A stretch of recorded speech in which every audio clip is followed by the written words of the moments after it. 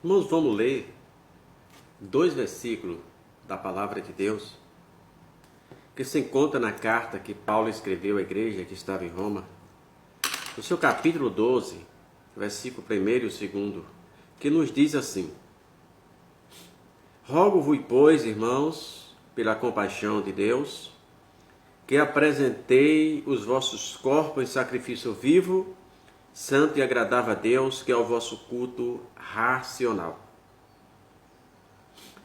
E não vos conformeis com este mundo, mas transformai-vos pela renovação do vosso entendimento, para que experimenteis qual seja a boa, agradável e perfeita vontade de Deus.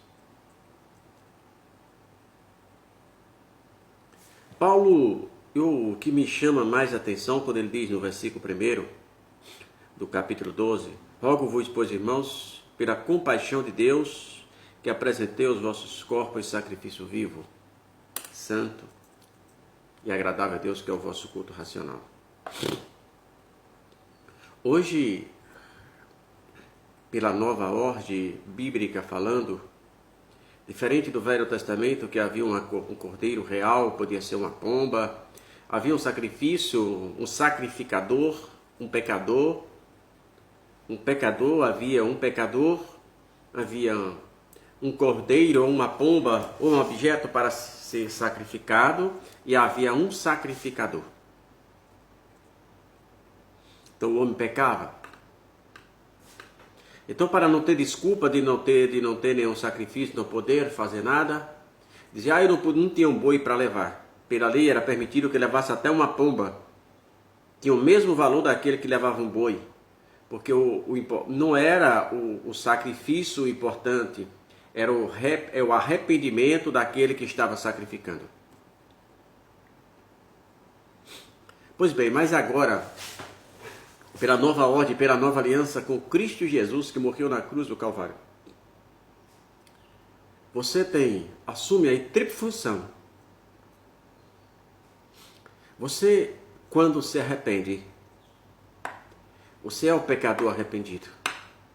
Ao mesmo tempo que traz sobre os seus ombros o peso de você, seu cordeiro do sacrifício. Ao mesmo tempo que você também, na tripla função, é o sacrificador. Lembre que levava o cordeiro para o altar do sacrifício, e lá se colocava o cordeiro e observava a fumaça. Se a fumaça subisse em direção aos céus, o sacrifício seria recebido, mas se a fumaça debandasse ou ficasse girando, não era recebido. Hoje, pelo que Paulo diz, você assume tripla função. Você, quando vai à casa de Deus, você vai sacrificar o seu cordeiro. Mas havia especificidade para um cordeiro. Não poderia ser um cordeiro com defeitos, um cordeiro com manchas. Teria que ser um cordeiro perfeito. Além disso, teria que ser o melhor do rebanho. Que tipo de cordeiro, que tipo de sacrifício você está levando para a igreja do Senhor? Você está indo apenas por ir? Ou você está indo porque tem um pregador famoso, um cantor famoso? Você está indo para preencher apenas um espaço? Ou porque você quer glorificar o nome daquele? Observe que é o Senhor da sua vida. Observe. Agradável a Deus, aí Paulo diz assim, que é o vosso culto racional. O que é um culto racional? Um culto inteligente, um culto em que eu estou gozando de todas as faculdades mentais.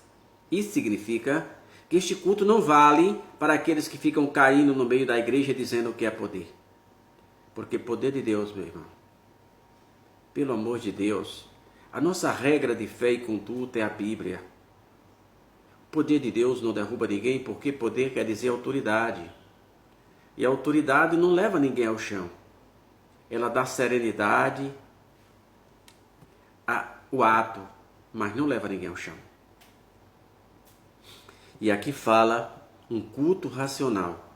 Um culto em que você sai de casa sabendo o que vai fazer na igreja. Glorificar aquele que foi e que é. Vamos dar um exemplo. Nós já agradecemos a Deus por hoje. Quantas pessoas não passaram 2019 para 2020? Quantas pessoas não alcançaram esse dia que nós estamos alcançando hoje? Milhares de pessoas estão completamente desesperadas lá na China. Mas nós estamos esquecendo de glorificar a Deus por essa oportunidade de dizer obrigado, Senhor. Porque se não fosse o Senhor, não estaremos aqui agora. O Senhor, nós precisamos ser gratos. A gratidão alimenta a nossa alma. A gratidão agrada a Deus. Aí o segundo versículo da carta de Paulo aos Romanos, o capítulo do Romanos 12, o versículo 1 e o segundo. O segundo diz assim: E não vos conformeis com este mundo, mas transformais pela renovação do vosso entendimento, para que possa compreender, para que possa experimentar qual seja a boa e agradável e perfeita vontade de Deus. Eu preciso, Paulo fala, renovação do entendimento. Renovar, só se renova aquilo que se torna velho. Eu tenho sempre falado que aquele que tem a petulância, que tem a presunção, que achar que já aprendeu tudo, que já sabe de tudo, está fadado ao fracasso. A nossa vida ela precisa se renovar a cada amanhecer. Métodos precisam ser mudados. Metas também precisam ser mudadas, reconsideradas. Alvos precisam ser alterados. Cada dia é um dia diferente, são mudanças diferentes.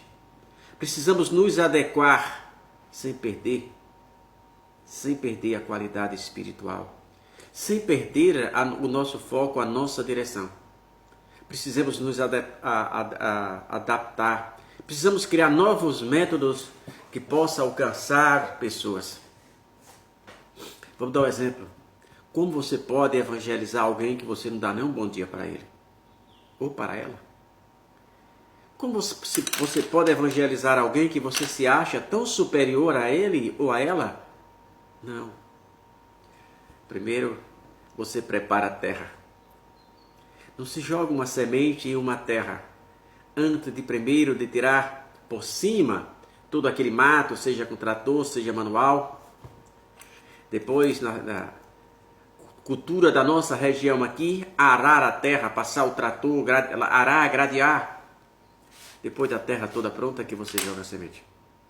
Não tente jogar a semente no meio do braquiara que ela será sufocada. Assim é a palavra de Deus. Crie seus métodos de alcançar. Culto racional, um culto inteligente. Então, e aqui ele fala de transformar, capítulo 2, o nosso entendimento, para alcançar a perfeição de Deus. Que mudemos a nossa maneira de pensar, a nossa maneira de agir. Como diz um livro de um pastor da igreja batista, se eu não disser o título do livro correto, eu acredito que o título é Em Seus Passos o que Faria Jesus. É mais ou menos isso. Então vamos que venhamos nos colocar no lugar de Deus com base até nas ações daquele livro. Eu recomendo que todos leiam. Em Seus Passos o que Faria Jesus, é mais ou menos isso. Se você errar o título, o sistema corrige. Mas leia aquele livro. Antes de tomar qualquer decisão, antes de dar qualquer resposta,